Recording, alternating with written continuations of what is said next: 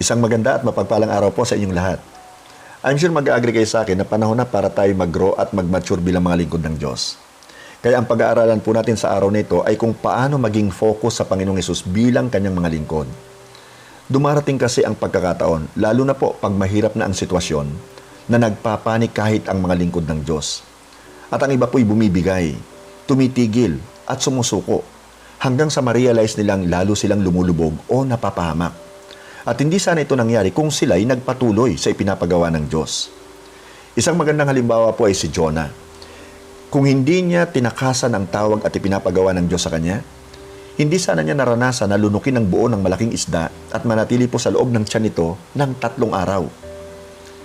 Pag-aaralan po natin ngayon ang nakasulat sa Hebrews chapter 12 verses 1 to 13 na mag-e-encourage po sa atin na panatilihin si Jesus na sentro ng ating paglilingkod. At mula po sa mga verses na ito, tayo po'y binibigyan ng sumulat ng Hebrews ng mga kakaibang pananaw. Napakahalaga po para sa atin na maunawaan kung saan nakilos ang Diyos. Nang makita po natin ang ating pagkakatawag at maging tapat po tayo sa pagsunod sa ating Panginoong Hesus. Pakinggan niyo pong mabuti ang nakasulat sa Hebrews chapter 12 verses 1 to 3. Therefore, since we are surrounded by such a great cloud of witnesses, let us throw off everything that hinders and the sin that so easily entangles. And let us run with perseverance the race marked out for us, fixing our eyes on Jesus, the pioneer and perfecter of faith. For the joy set before him, he endured the cross, scorning its shame, and sat down at the right hand of the throne of God. Consider him who endured such opposition from sinners, so that you will not grow weary and lose heart. Ang point number 1 na ating pag-aaralan ay go the distance. Ayon po sa sumulat ng Hebrews, sa ating takbuhin bilang mga lingkod ng Panginoon, napapaligiran po tayo ng maraming tao na nagpapatotoo tungkol sa pananampalataya nila sa Diyos. Kaya, talikuran na po natin ang kasalanang pumipigil sa atin at alisin ang anumang hadlang sa takbuhin po natin. Alisin natin ang mga pabigat o yung mga excess baggages at buong tiyaga po nating ipagpatuloy ang takbuhing itinakda ng Diyos para sa atin. Ayon po sa verse 2, kailangan natin i-focus o ituon ang ating paningin kay Jesus, ang pioneer and perfecter of our faith. Nakasulat po sa ibang version, the author and finisher of our faith. Now, going the distance, going the extra mile, self-denial, or dying to self require a proper focus. Nangangahulugan ito ng pagtalikod natin sa ating sarili at pagtuon ng ating paningin kay Jesus. Ang tanong, ano ang kahalagaan ng nakafocus tayo kay Jesus sa takbuhin po natin sa buhay? Sa ating ginagawang paglilingkod? Ipinapaalala po sa atin ng sumulat ng Hebrews na i-consider natin ang tiniis ni Jesus sa kamay ng masasama. Isaisip natin ang kanyang buhay at kamatayan. Hindi lamang po tuwing araw ng Linggo o Miyerkules o Biyernes. Because you see, when we spend time focusing on ourselves, Jesus is no longer Lord. When we spend time ensuring that what we have to say or do is more important than worship, then Jesus is not Lord. When He calls and we don't answer, Jesus is not Lord. Now, honestly, may mga pagkakataon o sitwasyon ba sa buhay mo na hindi si Jesus ang naging focus o sentro? At ginawa mo kung ano ang gusto mo? Hindi ang kalooban niya ang nanaig, kundi ang kalooban mo? Kapatid kaibigan, si Jesus ang modelong dapat nating tularan. Bago po siya huli ng mga sundalong Romano, siya po'y nanalangin sa Garden of Gethsemane. Alam niya ang kakaharapin niyang paghihirap. At hiniling niya sa kanyang ama na kung maaari ay hindi niya ito maranasan. Ngunit, ang dugtong niya sa kanyang panalangin, hindi ang kanyang kalooban, kundi ang kalooban ng Ama ang mangyari. Nais po ng Diyos na mapabuti ang ating buhay. Nais niyang magtagumpay tayo at hindi maging talunan. Sa kabilang dako naman, walang ginusto ang dyablo sa ating buhay kung hindi tayo ay maging talunan at hindi magtagumpay. So, nasa atin ang desisyon kung sino ang pipiliin nating masunod sa ating buhay. Ang point number 2 po, go with discipline. Sa Hebrews chapter 12 verse 4 Hanggang sa verse 13, nakasulat, "In your struggle against sin, you have not yet resisted to the point of shedding your blood. And have you completely forgotten this word of encouragement that addresses you as a father addresses his son? It says, 'My son, do not make light of the Lord's discipline, and do not lose heart when he rebukes you, because the Lord disciplines the one he loves, and he chastens everyone he accepts as his son. Endure hardship as discipline. God is treating you as his children. For what children are not disciplined by their father? If you are not disciplined, and everyone undergoes discipline, then you are not legitimate, not true sons and daughters at all. Moreover, we have all had human fathers who disciplined us, and we respected them for it. How much more should we submit to the Father of spirits and live? They disciplined us for a little while as they thought best, but God disciplines us for our good, in order that we may share in His holiness." Verse 11, "No discipline seems pleasant at the time, but painful. Later on, however, it produces a harvest of righteousness and peace for those who have been trained by it. Therefore, strengthen your feeble arms and weak knees. Make level paths for your feet, so that the lame may not be disabled, but rather healed."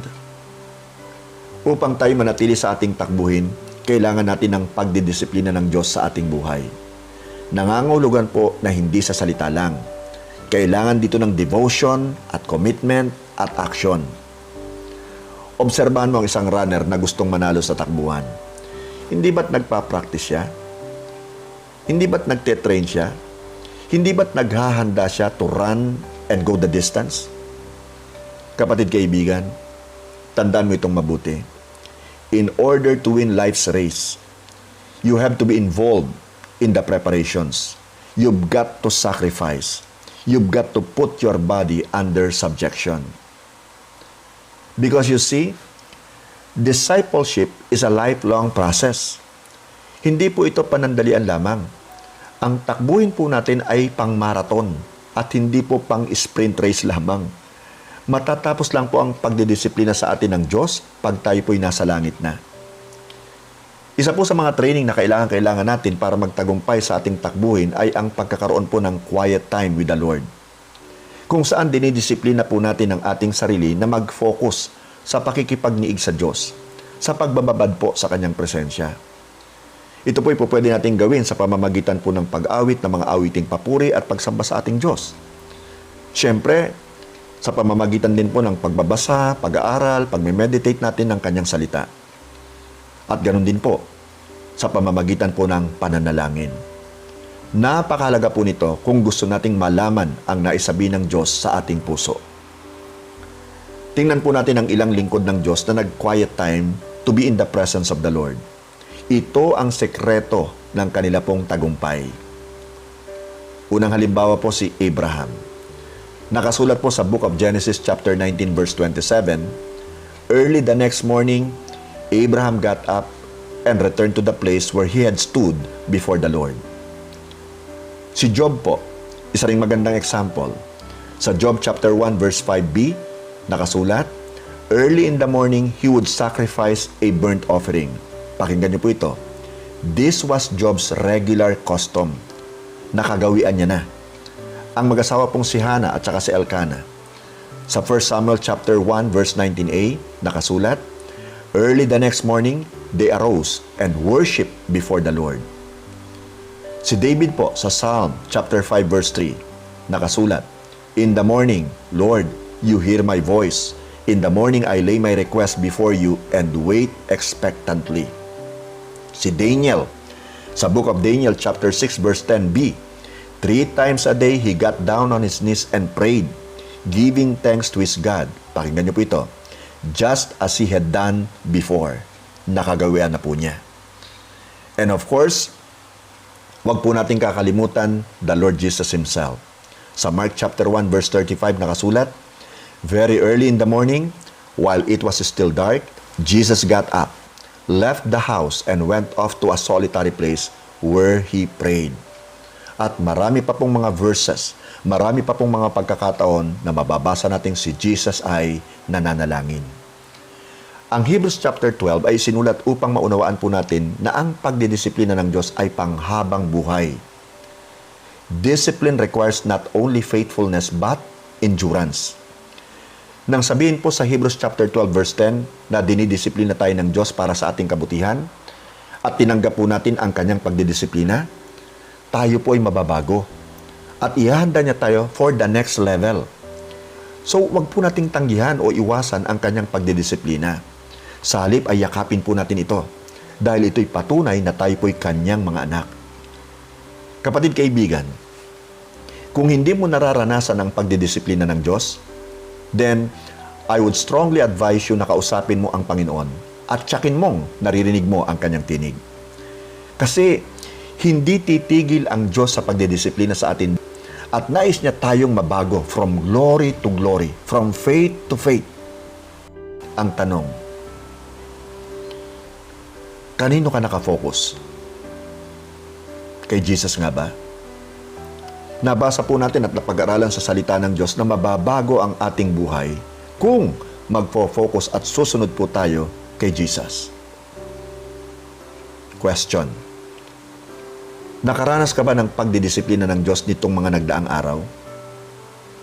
Listen to this. God requires no less than complete submission, total surrender to Him, and focus on Jesus and Jesus alone, who is the author and finisher of our faith. Ang sabi po ng author ng Hebrews, count it all joy when we have to go through trials and tribulations. And we only need to be faithful and trust that God knows what He is doing. We just need to follow. May natutunan po ba tayo? Let us pray. Dearest God and Heavenly Father, we thank You for reminding us to be Christ-focused and Christ-centered servants of Yours. And blessed Holy Spirit, help us to be humble and submissive to the will of the Father. Lord, teach us to be just like Jesus, who completely surrendered His will to the Father's will. We want to live a life that will give the greatest glory and honor to God and Him alone. In Jesus' name we pray. Amen. And amen. And amen. May the Lord bless you and keep you. May the Lord make His face to shine upon you. May the Lord be gracious unto you. And may the Lord turn His face toward you and give you peace. Shalom. Stay safe, be strong in the Lord and in the power of His might. Glory to God.